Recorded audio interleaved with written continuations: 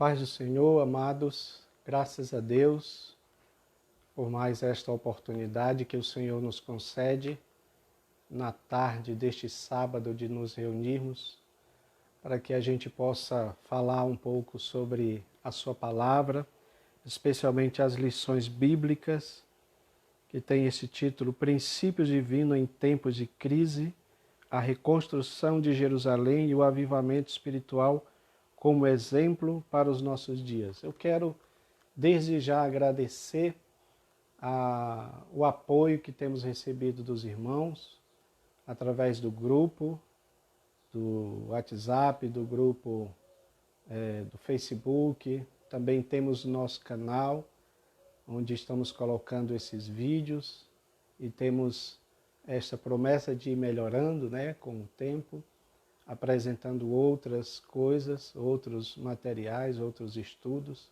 que não seja necessariamente da lição, mas também tem a ver com a palavra de Deus. Então, eu quero desde já agradecer a Deus pelo apoio dos irmãos, pedir que vocês continuem também orando por esse projeto, para que Deus abençoe, para que Deus nos dê esta oportunidade da palavra, como disse Paulo, para que a gente possa ministrar a palavra de Deus através dos estudos bíblicos.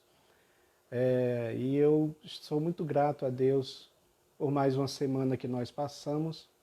Estamos vivos, estamos sobrevivendo no meio deste caos, desta pandemia, que estamos vendo, graças a Deus, os números baixando, e eu sei que aos poucos as coisas vão voltar ao normal, à sua normalidade, mas nós agradecemos a Deus porque Deus tem nos dado essa oportunidade de nós estarmos aqui. Então, meus amados, a nossa lição é a lição de número 4. A construção do templo enfrentou oposição. E aqui, esse gráfico, eu sempre costumo dizer, é o gráfico esboço, porque ele contém o esboço da lição. E aqui nós temos o título, A Construção do Templo Enfrentou Oposição. O texto áureo diz, assim edificamos o muro e todo o muro se cerrou até a sua metade, porque o coração do povo se inclinava a trabalhar. Neemias 4, 6. E a verdade prática diz, se confiarmos verdadeiramente em Deus, venceremos todas as resistências do maligno. A leitura bíblica em classe está em Esdras capítulo 4, versículos 7, 9, 11 a 13, aí pula para o 15, 16, 21 e 24, tá bom? O objetivo geral é mostrar que a nossa confiança em Deus nos faz vencer as resistências do maligno, e aí nós temos os outros objetivos que na realidade seguem esses 4 pontos, que esta lição ela é de 4 pontos, Então mostrar como se Deus alicerce do templo, aí está aqui, olha, alicerce do templo são lançados, ponto 1. Segundo objetivo, saber que os samaritanos se opuseram à construção do templo, Os samaritanos se opõem à construção do templo. Terceiro objetivo, que é também o terceiro ponto, explicar a falta de resistência dos judeus, O comentarista faz essa pergunta, como se explica a falta de resistência dos judeus? E aí nós temos o quarto objetivo, que é o quarto ponto, a reação dos samaritanos quando os judeus cessaram a obra. Tá bom? Então, irmãos, compartilhe esse link dessa live para outros irmãos participarem, convide outros irmãos, para que a gente possa aprender junto. Aqui a nossa ideia é trazer um ambiente de escola. Se eu pudesse, eu faria esta aula dentro da nossa congregação. E claro que, dependendo dos dirigentes, eles dão total liberdade. A questão é mais uma questão técnica, não temos como acessar a internet de lá. Então, mas seria uma boa, porque aí a gente usa esse mesmo material que eu estou aqui com os irmãos, é o que eu uso lá na sala com os alunos. E eu acho muito importante, irmão, para você que é professor, porque eu acredito num estudo bíblico participativo, onde todos podem participar. Isso é importantíssimo, né? Não é só o professor falando, é o aluno também participando. Assim a gente aprende melhor, tá bom? Está provado que esse tipo de método ele é bem eficaz, bastante eficaz, tá bom, irmãos? Então, aqui temos o gráfico esboço, que está dentro de todos desses objetivos que eu falei para os irmãos, questão dos alicerces do templo são lançados, a oposição dos samaritanos, né? A falta de resistência dos judeus e o que aconteceu na reação dos samaritanos quando os judeus cessaram a obra. E passando aqui um pouco interagindo com o professor, temos muitas coisas aqui importantes. O comentarista, eu acho muito importante quando nós pegamos essas lições e aplicamos para a nossa vida. O comentarista diz uma coisa que eu sempre tenho falado, também frisado isso. Sempre que desejamos empreender algo em favor do povo de Deus, os adversários se levantam. Mas quando confiamos no Todo-Poderoso, inteiramente recebemos forças e coragem para lutar. E aí ele diz, talvez você esteja enfrentando algumas lutas, porém não desanime, não olhe para os inimigos, não dê atenção às suas críticas, tá? Mas continue olhando firmemente para Jesus e seja um vencedor. Um conselho muito prático. Meus amados, eu quero começar essa lição já citando uma frase que eu sempre tenho escrito, e eu sei que também não é uma frase de minha autoria, mas muitos falam sobre isso, que de fato nós somos seres que estamos em construção, tá bom? Construção não só física, embora chegue um momento que a nossa construção física ela cessa, né? Ela vai declinando na realidade, mas somos seres em construção também moral e espiritual, também psicológica, né? Então nós estamos em construção.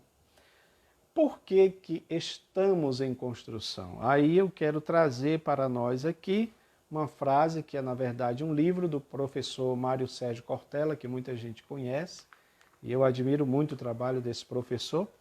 Ele diz uma frase interessante, nós não nascemos prontos, e é uma realidade, não nascemos prontos. Não nascemos prontos porque nascemos em pecado. Claro que Adão ele já nasceu pronto, porque ele nasceu sem pecado. Mas nós não, nascemos em pecado e então precisamos deste desenvolvimento, desta evolução espiritual principalmente, tá? Então, quando nós falamos que estamos em construção porque não nascemos prontos, então nós vamos também lembrar que em alguns momentos nós vamos viver altos e baixos, mais ou menos como uma montanha russa. Então haverá momentos que nós estaremos lá em cima, mais próximo de Deus, e haverá momentos que nós vamos também descer um pouco e, por assim dizer, nos afastar dele. Quando nos afastamos dele, então entendemos que de fato precisamos de aproximação de Deus, que aqui, trazendo para esse contexto, nós falamos de reconstrução. Então precisamos reconstruir, que é o que o comentarista também fala, né? Precisamos de reconstruir. É natural, no entanto, que quando a gente fala de reconstrução, quando nós falamos de que precisamos de reconstruir a nossa vida, né? a nossa espiritualidade, o nosso comportamento, nós iremos enfrentar oposições, ok?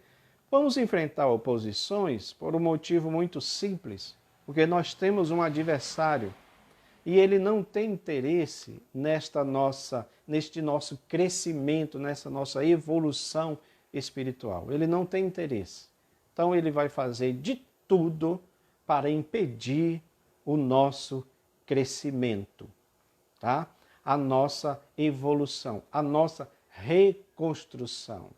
Estamos falando aqui de um povo que foi levado cativo, que ficou 70 anos no cativeiro, mas agora estava retornando para a sua terra natal, que a sua terra natal estava completamente arrasada. Foi essa expressão que usaram quando foram levar o caso para Neemias. A terra estava arrasada. Então precisava de reconstruir, ok? E aí é que entra estes assuntos. Porque por onde é que vai começar essa reconstrução? Ora, na lição passada, nós falamos sobre a reconstrução do altar, ok? A reconstrução que tinha que começar com o altar, que foi a lição passada. Porém, nesta agora, nós estamos falando da reconstrução do templo. Do templo. E aí, meus amados, eu fiz esse gráfico aqui, baseado em 4 pontos, e esses 4 pontos também são importantes. Esses 4 pontos estão lá dentro da lição, mesmo que eu não acompanhe de forma sistemática aqui a lição, mas esses 4 pontos eles estão lá dentro da lição. Eu vou procurar fazer o link aqui dos pontos da lição com estes aqui, tá? Então, no primeiro ponto diz, os alicerces do templo são lançados. Depois que foi permitido, né, pelo Ciro, que Zorobabel voltasse para lá para reconstruir o altar, o templo, né? Então ele fala sobre isso, sobre esse retorno deles. Todos eles apresentaram animação para a reconstrução do altar e do templo, porque o rei persa, ele ordenou esta reconstrução do templo. Nós estudamos isso na lição passada, não vamos esmiuçar mais sobre isso aqui, tá? Mas tem um ponto aqui que eu quero realçar, que ele disse que os alicerces do templo foram lembrados com solenidade, ou seja, houve uma alegria, houve uma festa, não é isso? Em relação ao lançamento dos alicerces do templo. E aí eu coloquei um pensamento aqui de minha parte, né? Que vencer e celebrar batalhas é importante, mas não devemos esquecer que nós estamos em uma guerra. E a guerra, ela é o todo, ok? As batalhas, elas são como se fossem etapas de toda esta guerra. Algumas batalhas podemos vencer, outras batalhas, se não formos fiéis a Deus, podemos perder. Aqui há uma batalha que foi perdida, ou pelo menos eles pararam a construção da obra por causa desses adversários, né? Então, nós precisamos entender isso, né, irmãos? É importante a gente jubilar, é importante principalmente se for no sentido de adoração a Deus, mas entendendo que nós estamos em um campo de batalha, tá? Então não podemos descansar nesse sentido, tá? Então, aqui o rei persa ordena a reconstrução do templo, e aqui, irmãos, eu queria mostrar uma coisa para vocês, que é importante esse ponto aqui, tá ok? O templo representa a presença de Deus no meio do povo. Todos nós sabemos disso. O povo de Israel sabia disso. Mas é interessante que entre saber e praticar, parece que existe um abismo, parece que existe um distanciamento muito grande. Até os dias de hoje. Isso é uma coisa que eu, particularmente, tenho pedido muito a Deus, porque não é fácil. Você sabe o que você tem que fazer, você conhece o que você tem que fazer, mas quando chega na parte da prática, daquele conhecimento, daquele saber, nós não praticamos. Isso é muito triste, principalmente para nós que somos cristãos, que conhecemos a palavra de Deus, ok? Então, o templo representa a presença de Deus entre o povo. Porque lá na instituição, na construção do tabernáculo, eu coloquei aqui, Êxodo 25:8, Deus diz claramente, olha, faça um tabernáculo para mim, para que eu habite no meio do meu povo. Então, o que Deus queria era habitar no meio do povo, era morar no meio do povo.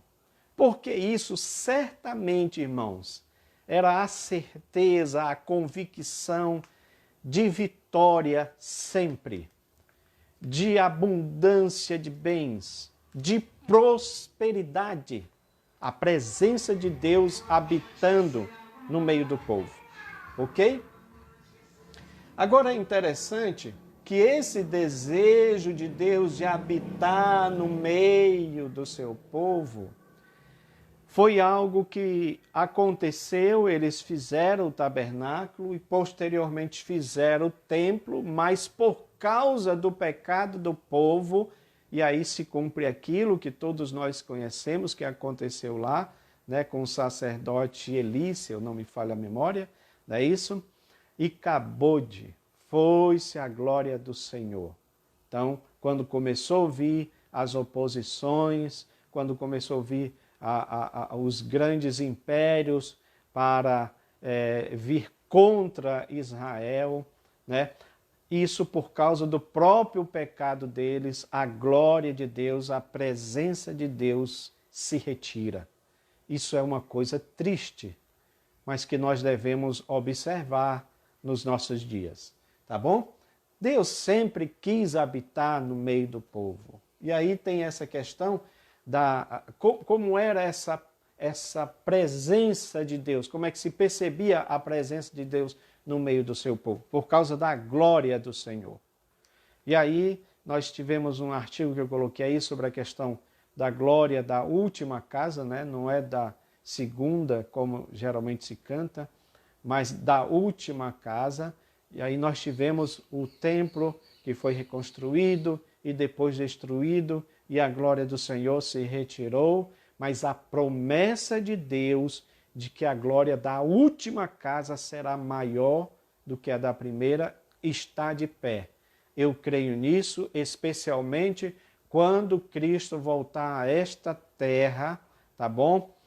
Quando ele voltar a esta terra, ele trará também essa ideia, ou pelo menos essa, digamos assim, essa ideia do templo celestial, essa espiritualidade, essa coisa sobrenatural do templo espiritual para a terra. Por isso que no Apocalipse 21, 3 a 4, a Nova Jerusalém desce, preste atenção, a Nova Jerusalém desce, eu já fiz aqui algumas relações entre o tabernáculo e a Nova Jerusalém, especialmente porque o lugar santíssimo do tabernáculo é um cubo, significa altura, largura, profundidade iguais, do mesmo jeito que é também a Nova Jerusalém. Então, nesse texto de Apocalipse, preste atenção, ele é chamado também de tabernáculo de Deus. A Nova Jerusalém, o tabernáculo de Deus entre o povo. Então, olha, irmãos, que coisa interessante. Desde o início, Deus queria um tabernáculo para habitar no meio do povo, e por causa da incredulidade, da idolatria do povo, Deus se retirou daquele lugar.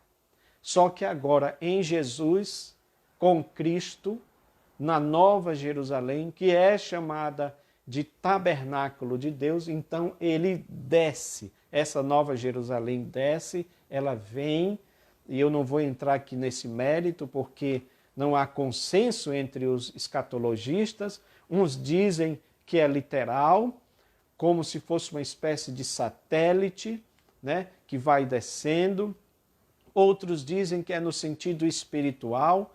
Para mim, eu aceito as duas ideias, não tem problema, porque sendo a Nova Jerusalém como se fosse uma cidade literal que desce, ou sendo pelo menos a filosofia da cidade, a ideia da cidade, a espiritualidade, né, da cidade descendo para esta terra, vai ficar tudo certo, porque a ideia da cidade descendo é justamente trazer o céu, nesse sentido, para a terra. Aí nós vamos entender aquilo que cantamos nos hinos, céus e terra, uma mesma grei, neste sentido. Tá bom, irmãos? Então, o que significa este tabernáculo no meio do povo? É esta tabernacularização de Deus com seu povo. É Deus morando com seu povo. E aí, meus queridos, presta atenção, que coisa maravilhosa. E isto vai se cumprir porque é palavra do Senhor. Então, a glória da última casa será maior do que todas as outras glórias. Tá? Então, Deus morando, tabernacularizando com o povo, significa dizer, e isso eu estou fazendo referência ao texto de Apocalipse, ele diz, não haverá, olha, não vai haver, porque Deus vai estar no meio do seu povo, através da sua cidade. Então não haverá mais choro, mais pranto, nem dor, nem clamor, nem morte, nem coronavírus, nem AIDS, nem câncer, nenhum tipo de desgraça e nem miséria, porque a cidade do Deus de Israel, a cidade santa, o tabernáculo de Deus estará nesta terra. Aleluia! Isto significa dizer que onde Deus está, aonde está a presença de Deus, o mal não resiste e ele tem que bater em retirada. Aleluia! Então, meus amados, vocês entendem por que Satanás tem tanta raiva daquela cidade, da cidade de Jerusalém? Eu esqueci aqui, senão eu traria para os irmãos a capa de uma grande revista que até mesmo publicou muitas matérias contra a palavra de Deus. Podemos dizer uma revista quase que ateísta, porque colocou em xeque, em questão, muitas coisas da palavra de Deus. Eu era assinante dessa revista, depois eu não quis mais. Mas eles colocaram uma capa, irmãos, e aí eu me lembrei da palavra de Deus, né? Quando fala que as pedras estão clamando. Eles fizeram uma matéria de capa a essa revista e colocou lá, Jerusalém, a cidade que vai ditar os rumos do planeta. Aleluia! Eles estão dizendo que Jerusalém, por causa da questão geográfica, geopolítica, não é isso? Ela vai ditar os rumos do planeta. Eles estão dando uma interpretação humana, mas dentro disso daí tem um elemento espiritual muito importante, porque de fato Jerusalém é a cidade mais importante desta terra. Por quê? Porque ela é a representação do tabernáculo espiritual, da cidade santa que vai descer. E ela vai descer sobre aquela região ali. E vai ser bênção para todas as nações. Meus irmãos, só esse entendimento já é importante para nós compreendermos por que Satanás, o inimigo, o nosso inimigo, tem tanta raiva dessa cidade, Jerusalém. Ok? Por isso que eu tenho insistido aqui que não é bom que cristãos fiquem contra Jerusalém. Pelo contrário, a palavra de Deus diz, amai a cidade, né? Sejam prósperos aqueles que querem o teu bem. Está lá no Salmo. E também a promessa que foi feita para Abraão. Eu abençoarei os que te abençoarem, amaldiçoarei os que te amaldiçoarem. Ok, irmãos? Agora, irmãos, preste atenção. Se o templo é importante, se o templo representa a presença de Deus no seu povo, aí tem um ponto negativo que é contra nós. Por quê? Porque quando você lê Ageu, de 1 a 7, e os outros versículos também, você vê o descaso do povo, dos exilados, dos repatriados, dos que estavam voltando, em relação ao templo. E por quê? Deus diz claramente, olha, vocês querem viver uma vida confortável na casa de vocês, mas a minha casa está em ruína.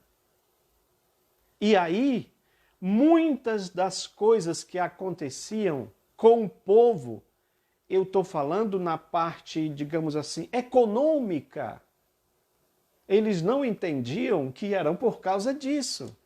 Deus até usa a expressão lá, vocês colocam dinheiro num saquetel, num saco furado. Por quê? Vocês plantam, mas não há colheita. E não há por quê? Porque a presença de Deus não está lá no templo. Porque o templo não estava construído. Olha, irmãos, o que será que isso diz para nós nos dias atuais? Preste atenção. Aqui fica para nós uma advertência muito séria de Jesus, pegando esse gancho aqui do descaso do povo em relação, ao templo do Senhor. Qual é? Jesus disse em Mateus 24, 37, que assim como foi nos dias de Noé, também será nos dias do Filho do Homem. Porque os homens comiam, bebiam, casavam-se, davam-se em casamento. Ou seja, Jesus está falando de um hedonismo. Você que estuda aí filosofia e outras coisas, você vai entender o que é esse hedonismo. Ou seja, a satisfação dos prazeres humanos, que necessariamente não são prazeres errados. Não há nada errado em comer, não há nada errado em beber, não há nada errado em casar. Mas Jesus estava dizendo que tudo isto aqui poderia se transformar em algo que fosse apenas entretenimento, apenas para agradar a própria carne do homem, e aí o homem se esqueceria de Deus. Por este motivo, Jesus colocou tudo dentro da sua sequência, ou da sua importância, melhor dizendo. Buscai primeiramente o reino de Deus e a sua justiça, e as demais coisas serão acrescentadas. Só que nós não estamos vendo isso acontecer nos nossos dias. É por isso que temos tido problemas. Algumas igrejas, eu vejo pastores comentando sobre esse caso, de que os irmãos estão mais confortáveis nos seus lares do que na casa do Senhor. Foi como nós colocamos no grupo uma reflexão, porque se eu acho que eu posso estar no shopping, se eu posso estar em qualquer um outro lugar, e eu não acho que isso é perigoso, não tenho problema em usar máscara lá, por que eu acho que eu não posso ir para a casa do Senhor com máscara? Sendo que é uma determinação da lei dos homens. A gente está aqui para seguir a lei, as autoridades. Mas você percebe como esse grau de prioridade está se invertendo? Será que nós estamos buscando primeiramente o reino de Deus e a sua justiça e as demais coisas são acrescentadas? Ou estamos indo atrás das demais coisas para que o reino de Deus seja acrescentado? Irmãos, não é possível isso. Não é possível. Ok? Então, ou nós entendemos que Deus é mais importante e damos então prioridade à casa do Senhor. E quando eu estou falando de casa do Senhor, não estou falando de templo, eu estou falando do congregar, eu estou falando do buscar a face do Senhor. Entendeu, irmãos? Então, isso é que é importante nós entendermos. Dentro disso que eu estou falando e voltando aqui para a lição, o comentarista diz que essa reedificação do templo, ele tem o Espírito Santo desenvolve um papel importantíssimo, que foi o que nós colocamos aqui aqui só para os irmãos entenderem, ok? Então o Espírito Santo, ele tem um papel de exaltar a Cristo como edificador da igreja. Ou seja, através do Espírito Santo nós temos esse entendimento que Jesus é que é esse edificador da igreja. Não foi carne nem o sangue quem te revelou, mas o meu Pai que está no céu, que também faz parte da Trindade. Então, nós podemos dizer que hoje o Espírito Santo, como o Paráclito, o Consolador, aquele que está ensinando, aquele que está orientando, aquele que está revelando, é exatamente esse que exalta Jesus como edificador da igreja, que é o que está dizendo o nosso comentarista aqui. O Espírito Santo também, ele traz essa reverência pela igreja, porque ela foi comprada e lavada no sangue de Cristo. Então, esta reverência que eu também quero entender, que é a reverência, a santidade que nós temos que ter ao adentrarmos na igreja do Senhor. E não só isso, mas no sentido de sermos igreja do Senhor. Essa reverência, essa santidade, não é só no templo, é em todo lugar onde eu estiver, tá bom? O Espírito Santo também é responsável por treinar a igreja, como ele diz aqui, olha, o Espírito quer adestrar a igreja porque ele é instrumento da ação de Deus aqui na terra. Está lá em Efésios 3:10.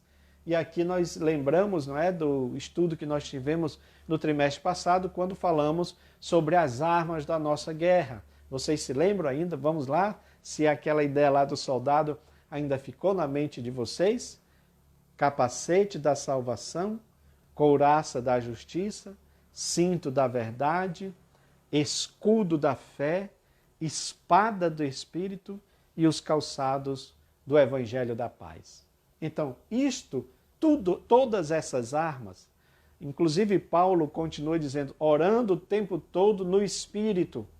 Então, tudo isto aqui, todas essas armas, elas acontecem pela atuação do Espírito Santo que adestra a igreja, que treina a igreja para especialmente a obra da evangelização. Tá bom, irmãos? Então, temos que entender sobre isso aqui.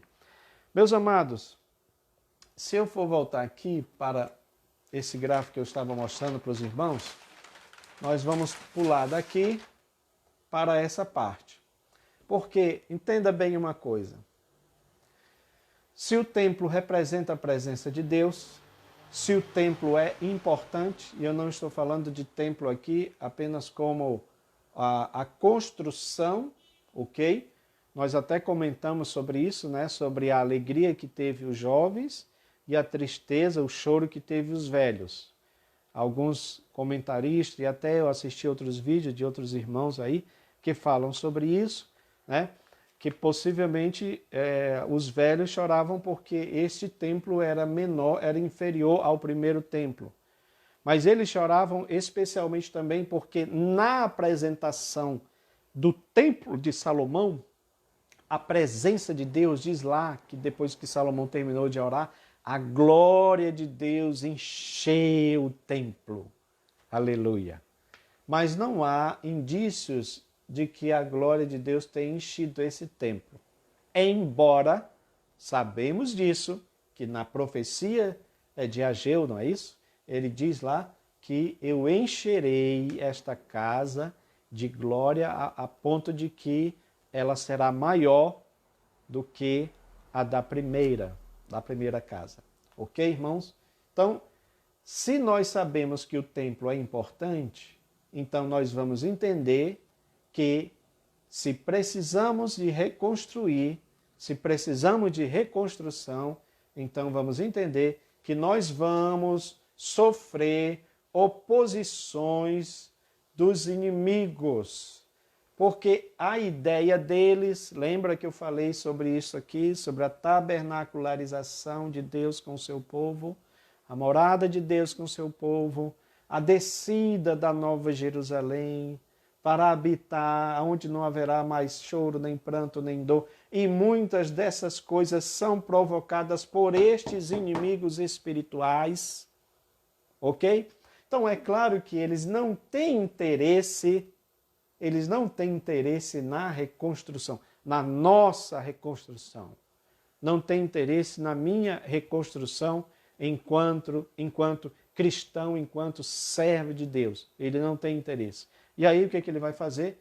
Ele vai fazer oposição, que é o que está aqui no tópico 2. Os samaritanos se opõem à construção do templo. Tá bom, irmãos? Meus amados, vocês já estudaram, já sabem essa parte da descendência dos samaritanos. Eu quero pegar um ponto sobre isso daqui apenas, para que a gente reflita, tá bom, sobre isso. Era uma mistura etnológica, porque foram várias pessoas, mas era uma mistura também espiritual e religiosa, ok? Ou seja, eles tinham o paganismo deles, eles tinham a adoração, a idolatria deles.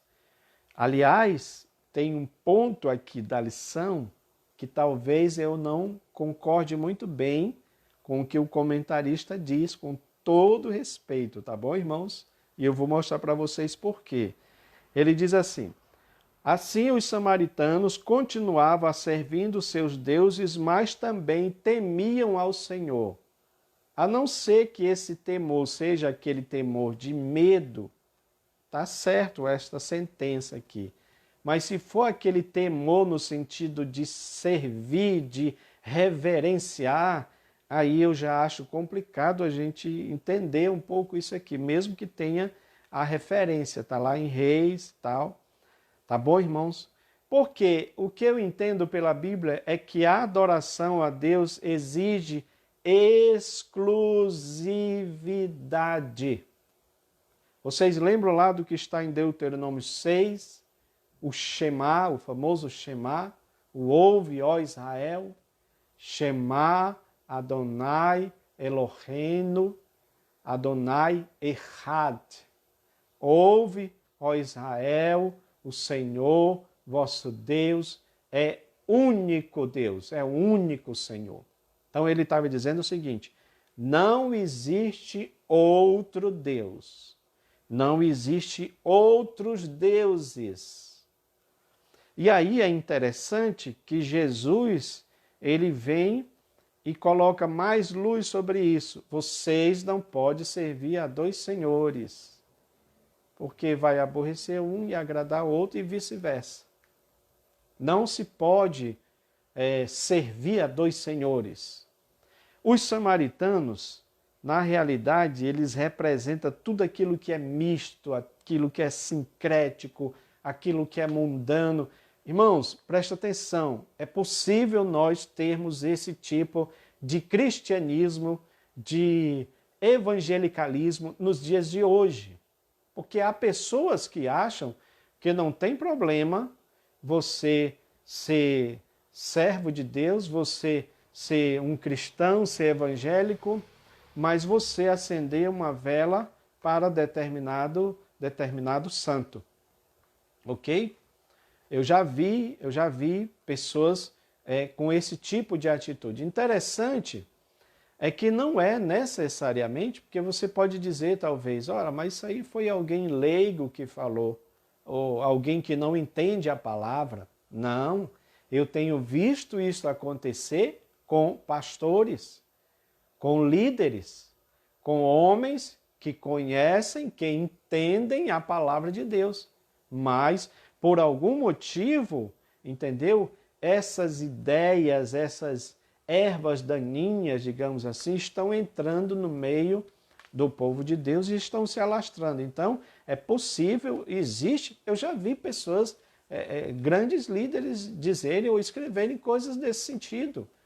Porque, irmãos, escute bem, se Deus está dizendo aqui que Ele é único, então Ele está afirmando categoricamente que não existe outro Deus. Não existe. Mas o tipo de religiosidade que nós temos hoje, é esse tipo que faz alusão a você orar para vários deuses. Isso aí é visto em filmes.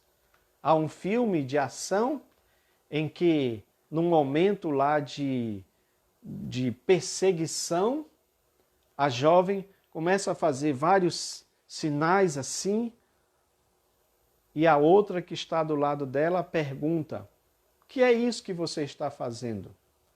E aí esta moça diz: eu estou orando, eu estou rezando. E aí a outra moça pergunta: para quem? E aí aquela moça responde dizendo: para qualquer um que ouça. Então essa ideia está nos nossos dias. Então não há mais aquela exclusividade do Deus de Jeová para muitas pessoas. Por isso que a Bíblia, por isso que a escola dominical, aquelas pessoas que têm compromisso realmente com Deus, eles afirmam categoricamente que o Senhor é o único Senhor, que não existe outro caminho a não ser a Cristo. Mas os homens estão fazendo isso. Eu esqueci de imprimir aqui, eu ia mostrar para os irmãos essa imagem que eu vi na internet de Jesus ao lado de Krishna, ao lado de Buda. Porque a ideia é que é possível essa coexistência, essa pluralidade de religião, de religiosidade, irmãos. A ideia dos samaritanos era esta, era exatamente esta. E interessante que era por isso que o povo de Israel foi punido por causa da sua idolatria, mas agora eles estavam voltando, e alguns comentaristas dizem isso, eles realmente foram curados da sua idolatria, eles não queriam mais voltar para aquele tipo de coisa que havia feito com que eles tivessem sido levados cativos. Então, meus amados, cuidado com os samaritanos, com os sambalates, tá bom, irmãos? Porque eles estão aí para atrapalhar, eles estão aí para frustrar os planos dos servos de Deus. Então, entenda isso. Você vai ter todo tipo de oposição, porque o inimigo não tem interesse na tua construção. Lembra lá que nós falamos desde o início a frase do professor Mário Sérgio Cortella, que eu estou aplicando aqui para esse nosso assunto. Nós não nascemos prontos. Então, é preciso que Deus trabalhe em nós. E para que Deus trabalhe em nós, é necessário que nós entendamos que Ele é o único Senhor, que não existe outros senhores, que nós não podemos ter uma religiosidade plural. Tá bom, irmãos? Sei perfeitamente que isto é algo muito difícil de se pregar e de se ensinar nos dias de hoje, porque se você disser isso, praticamente você está sendo discriminando as outras religiões, quando que na realidade nós estamos afirmando o que a palavra de Deus diz a esse respeito. E pronto, ok? Esperando, não é, irmãos? Aguardando aquele dia, quando, se não me falha a memória, é Isaías que diz que um dia todos os ídolos cairão, todos os deuses cairão. E aí combina com o que está lá em Apocalipse, quando fala que todo joelho se dobrará, toda língua confessará que Jesus Cristo é o Senhor. Isso acontece, Filipenses, Paulo fala sobre isso, mas também no Apocalipse a gente vê isso quando Cristo se manifesta, a grande manifestação do Senhor ao mundo. E aí todos vão reconhecer que há um só Senhor. A igreja evangélica, os cristãos verdadeiros, pregam isso desde hoje. Nós nos ajoelhamos, não é a outros deuses, nós nos ajoelhamos a um Deus somente. Tá bom, irmãos? Mas essas oposições dos inimigos vão vir dessa forma, tentando fazer esse sincretismo. E nós precisamos estar atentos em relação a isto. Meus amados, para nós encerrarmos, nós entramos aqui então, e eu quero juntar esses dois, porque acredito que dá para juntar esses dois tópicos. Terceiro, como se explica a falta de resistência dos judeus e a reação dos samaritanos quando os judeus cessaram a obra. A reação de ambos, né? Tanto dos judeus quanto dos samaritanos. Né? Essa pergunta é interessante. Como se explica a falta de resistência dos judeus? Porque quando foi levado lá a carta, né, para o rei, ele leu, a trama dos inimigos foi muito bem elaborada, porque Satanás ele faz isso, né? Por isso que a Bíblia diz, não desprezemos os seus ardis. Então eles elaboraram muito bem essa trama. E a resposta foi o seguinte, olha, parem a obra, parem a obra. O rei mandou que se parasse a obra. Aí o comentarista diz aqui, os judeus deveriam ter ido ao rei da Pérsia para assegurar a sua construção. Eles não fizeram isso. Talvez eles não fizeram isso porque o ponto 2 da lição aqui, que para mim deveria ser o ponto 1, aqui, desse ponto 3, né? O subponto 2 deveria para mim estar aqui no ponto 1, porque primeiramente os judeus deveriam ter buscado a presença de Deus. A ideia de ir ao rei da Pérsia poderia ser a segunda atitude ou uma atitude humana que eles tinham que fazer. Bom, o inimigo criou uma estratégia para nos parar. O que é que nós vamos fazer?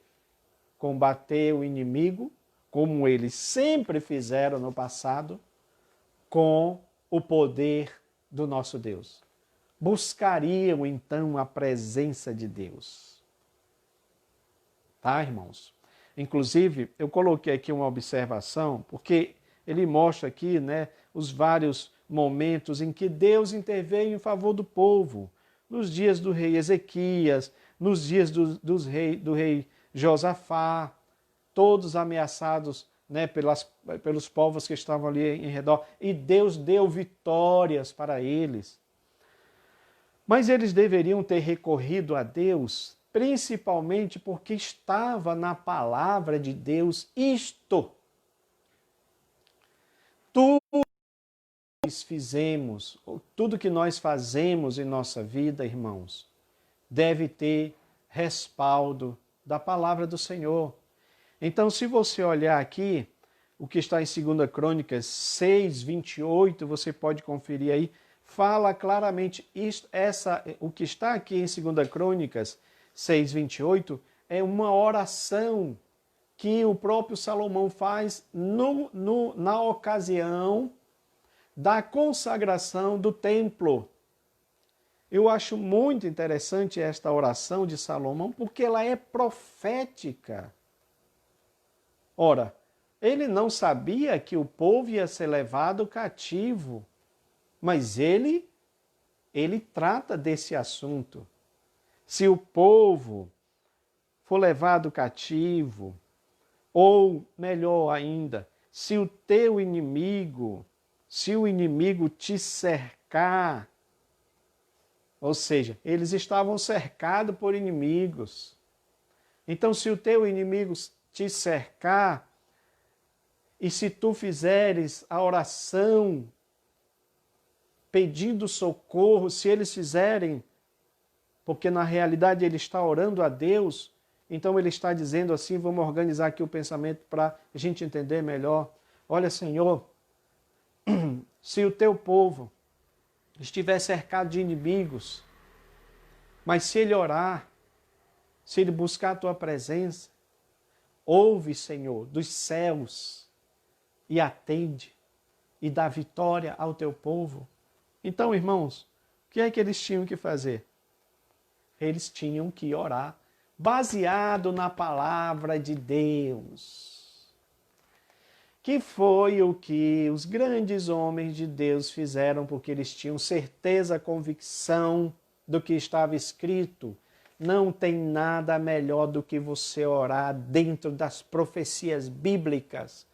Porque Daniel orava 3 vezes ao dia, virado lá para Jerusalém. Porque nesta oração aqui de Salomão também estava dito isso. Se o teu povo for levado cativo e se eles estiverem em aperto, se eles orarem em direção a esta casa, ouve, Senhor dos céus, e atende a oração do teu povo.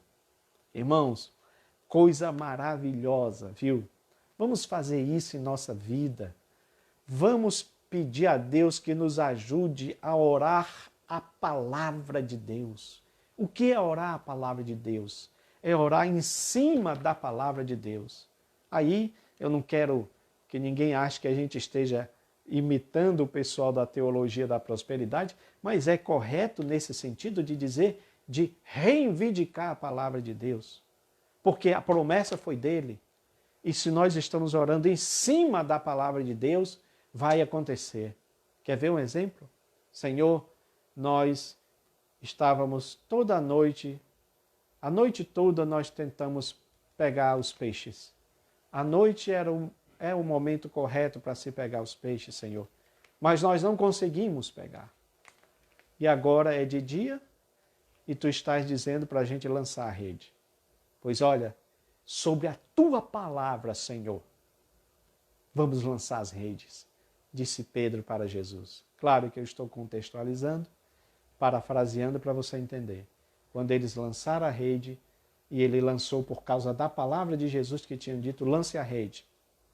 Então, meus amados, vamos orar, vamos interceder, vamos reivindicar as promessas do Senhor, baseado na sua palavra. Eles não fizeram isso, irmãos. Eles não fizeram isso. Mas deveriam fazer. Porque, de fato, se o povo fizesse isso, tanto é que na continuidade, na resposta de Deus para Salomão, é dito isso. Se o meu povo que se chama pelo meu nome se humilhar e orar e me buscar e se converter dos seus maus caminhos, eu ouvirei, eu ouvirei. Sabe o que significa isso? Significa dizer que ele vai agir. Que é exatamente, eu até coloquei aqui para me lembrar, é exatamente a oração de Abacuque, lá no último capítulo. Aviva, Senhor, a tua obra. No meio dos séculos a faz notória. Essa palavra, aviva a tua obra ali, essa frase, os estudiosos dizem que equivale a dizer, faz as mesmas obras que tu fazias antes, Senhor. Que coisa maravilhosa, irmãos. O que Abacuque estava dizendo? Senhor, tu livraste o povo, mandando as pragas, e ele vai falando alguma coisa na continuidade da sua oração. Tu livraste o povo, mandando as pragas, tu abriste o mar, tu vieste de Temã, ele começa dizendo isso, né? Deus vem de Temã, ou seja, a manifestação, aleluia, da glória, da Shekinah de Deus, da presença de Deus real. Isso aqui é importante. A gente não vai querer ficar sabendo a forma de Deus, o desenho de Deus, mas você sabe a presença quando Ele está presente. E aí ele diz, aviva, Senhor, faz aquelas mesmas obras que tu fazias antes. Meus amados, será que não está faltando isso nós orarmos nesse sentido? Senhor, onde é que estão aquelas obras que tu fazias antes? Cura de enfermos, expulsão de demônios, oração para Jesus batizar, conversão. E não era preciso cultos especiais, irmãos. Sempre tem dito isso. Todo culto era especial. Não precisava ter o culto da vitória. Vá lá, porque é ali que Deus vai te dar a vitória. Todo culto era da vitória. Não precisava dizer culto de busca do batismo com o Espírito Santo. Todo culto tinha busca do batismo com o Espírito Santo e Deus batizava. Todo culto Deus curava. Aleluia! Precisamos fazer esta oração de Abacuque para nós, para a nossa vida. Eu preciso fazer. Eu quero muito, Senhor, faz aquelas mesmas obras que tu fazias antes. Aleluia! E aí, irmãos, no subponto 3, nós temos aqui o motivo da falta de resistência do povo judeu era de ordem espiritual. De fato,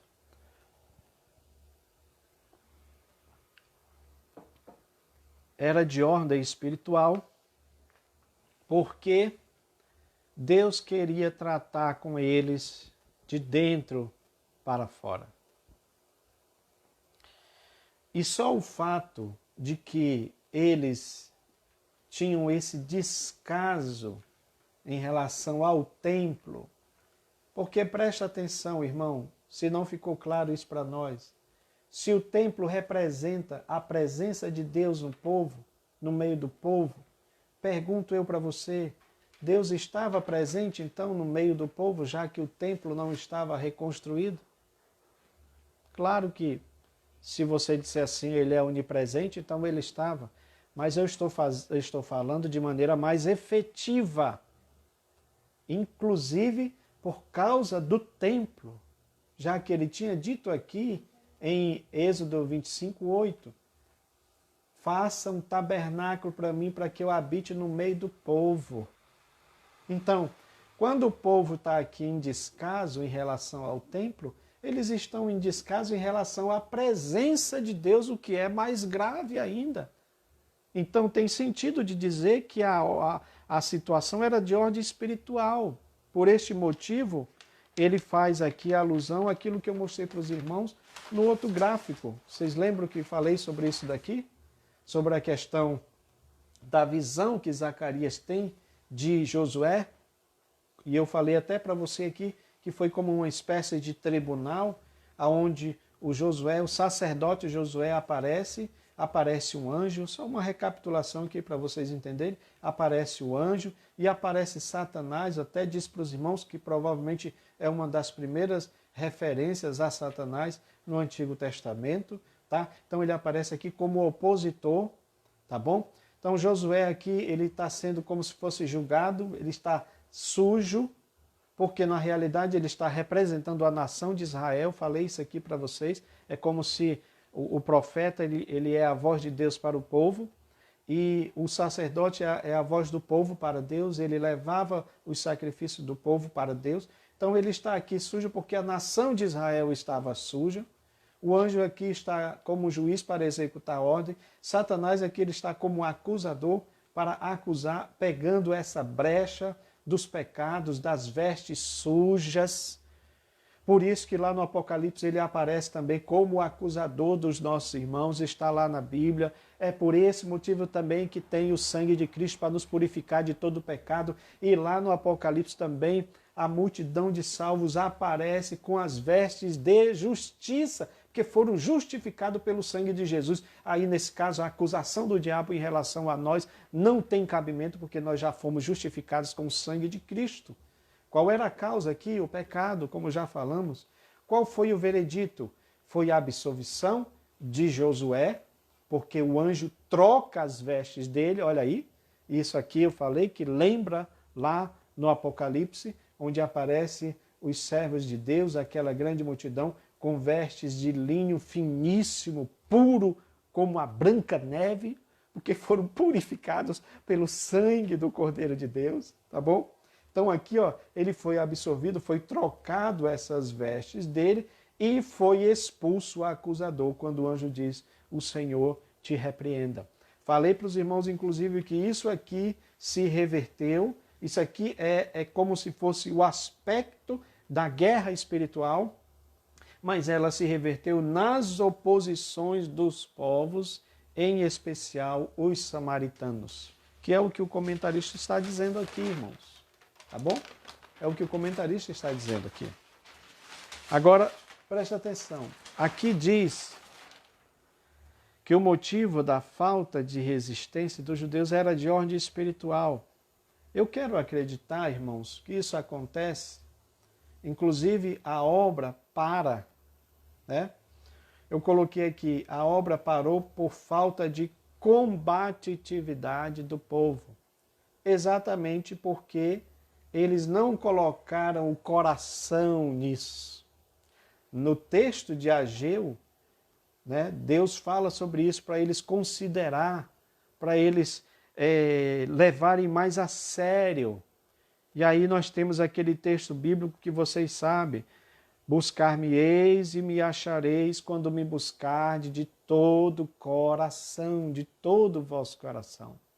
Então faltou esse ingrediente no povo de Deus, por falta lá dos líderes, né, especialmente de Zorobabel e dos outros líderes, porque quando eu falo aqui de falta de combatividade, eles aceitaram a oposição dos inimigos e não fizeram nada em relação a isso.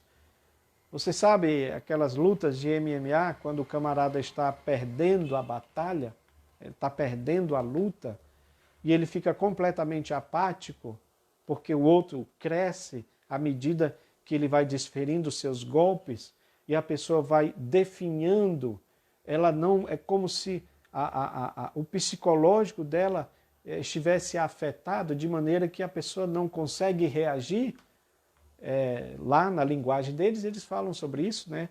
Falta de combatividade, ele não combate, ele só apanha, ele só está apanhando. O povo de Israel só estava apanhando, não estava revidando. E eles tinham que revidar com as armas espirituais, buscando ao Senhor. Esta era a atitude que eles deveriam fazer. O que é que nós vamos fazer? O que é que eu e você vai fazer quando nós estivermos sendo atacados por esse Sambalate? E essa ideia, irmãos, desse Sambalate vai aparecer em outros textos, especialmente capítulo 4, especialmente capítulo 6 também. Ele vai fazer muitas tramas contra o povo de Deus, ok? Porque ele não tem interesse no crescimento. Satanás não tem interesse no seu crescimento espiritual. Então ele vai usar pessoas, ele vai usar demônios, ele vai usar todo tipo de armas para ir contra o povo de Deus. O que é que nós devemos fazer? Nós devemos buscar a presença do Senhor. Foi o que ficou faltando aqui. É por isso que ele fala que era de ordem espiritual. Aí o que foi que aconteceu? Eles fizeram a trama, os inimigos fizeram a trama, o rei aceitou, mandou que a obra parasse, e eles ficaram tristes, não é isso?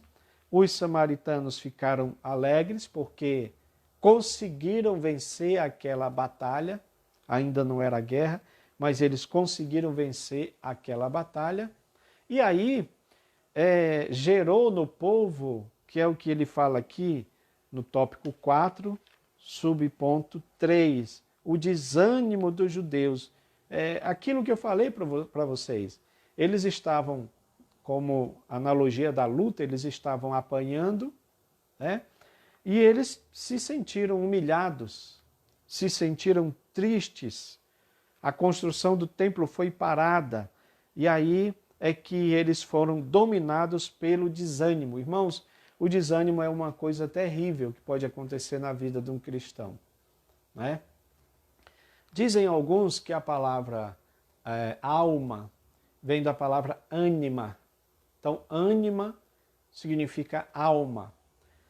Desânima, ou desanimado, ou desânimo, é o contrário disso. Então, o desânimo já vem significar quando a pessoa está perdendo a sua alma. É como se dentro dela não estivesse mais nada. Sem forças para lutar, sem forças para revidar, sem forças para reconstruir, sem forças para recomeçar. Infelizmente, isso está acontecendo nos nossos dias especialmente também por causa dessa questão da pandemia.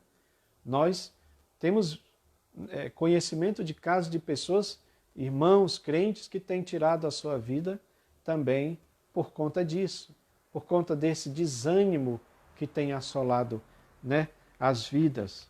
Mas olha, meus irmãos, não é tempo mais de nós desanimarmos, porque nós temos um Deus que luta por nós. Eu quero encerrar esta palavra, mas eu quero deixar esta palavra de ânimo para vocês. É claro que todos nós, em algum momento, nos sentimos desanimados. Eu acho interessante, irmãos, na palavra de Deus, é que ela não omite digamos assim, esses altos e baixos dos grandes homens de Deus. Se por um lado você tem um Elias, que foi um grande profeta de Deus, que confrontou ali aqueles feiticeiros de Baal, confrontou ali Acabe, Jezabel, Deus se manifestou, a vitória veio, em seguida veio as chuvas, porque Deus tinha cerrado os céus para que não chovesse por causa da idolatria daquele povo. Elias estava assim no topo da montanha russa, mas quando Jezabel soube do que tinha acontecido, ela prometeu fazer pior ainda com ele, e aí, de lá do topo da montanha russa, ele vem descendo até ficar lá na caverna. Não é isso, irmãos? Mas mesmo assim, Deus tratou com Elias, se apresentou para ele ali e animou ele, não é isso? Por isso que eu gosto muito no texto de Tiago. Elias era como um de nós, sujeito às mesmas falhas. Então nós somos sujeitos às mesmas falhas. Podemos em algum momento vencer uma batalha tremenda, mas podemos em algum outro momento estar perdendo uma batalha. Porém, mesmo quando estamos perdendo, o nosso Deus é aquele que se apresenta, porque a coisa não ficou por aqui. A obra foi embargada, é verdade, mas depois ela recomeça. E aí é que eu quero deixar esse ponto para você meditar. Porque se eu falei aqui de falta de combatividade, especialmente lá de Zorobabel e Esdras, com Neemias você já não vê isso. Já com Neemias você vê ele enfrentando, porque é preciso enfrentar o inimigo. Não podemos ficar apanhando não, irmãos. A Bíblia diz, resisti ao diabo e ele fugirá de vós. Então, eu deixo aqui esta palavra. Nós vamos futuramente falar mais sobre isso, sobre esta virada, né, de situação, uma batalha que em tese estava perdida, mas Deus mudou aquela situação, porque colocou homens, pessoas se colocaram, digamos assim, na brecha para lutar, para fazer realmente frente às oposições do adversário, tá bom? Então eu agradeço os irmãos estarem nos ouvindo até agora, que você possa compartilhar esse estudo, se foi importante para você, tá bom? Faço aqui a oração de um certo pastor, que eu admirava muito, sempre falava isso, né? Se falei alguma coisa aqui que foi de Deus, que o Senhor plante no teu coração e você transmita. Se falei alguma coisa que foi de mim mesmo, que o Senhor tire do teu coração. E eu acho bom que isso aconteça, porque de fato vai servir de crescimento para todos nós, tá bom? Então que Deus nos dê uma boa semana, continue orando por nós, continue orando por esse projeto, continue compartilhando, apoiando, indicando outros irmãos para também participar e assim nós crescermos juntos no conhecimento da graça de Deus. Que Deus vos abençoe em nome de Jesus. Amém.